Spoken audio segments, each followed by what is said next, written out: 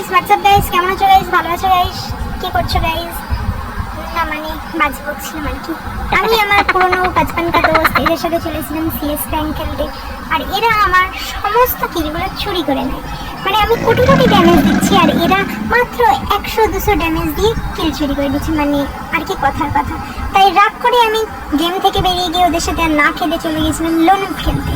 আর loan উল্ফে আমার অপোনেন্টে কে ছিল জানো? পটলা দাদা। আর ওকে আমি হালকা করে ধুয়ে দিই। আসলে ওকে প্রমাণ করে দেখিয়ে দিলাম যে ও আমার থেকে বটলা, ওর বোন ওর থেকে প্রো। জানতাইস ম্যাচ জেতার পর বলছে যে আমি নাকি চিটিং করেছি। তুমি একবার ভালো করে ম্যাচটা দেখো তো, কোথায় আমি চিটিং করেছি ওর সাথে?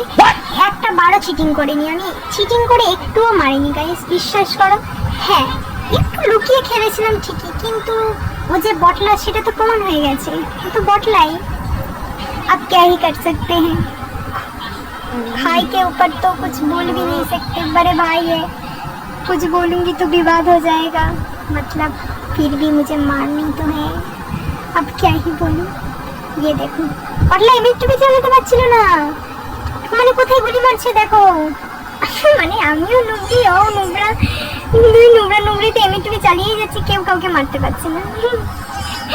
কি আর বলবো, লাস্ট রাউন্ড ও তুলে নিয়েছিল শটগান, আর সেটা দিয়ে আমি ওকে একদম শর্টে মেরে দিলাম।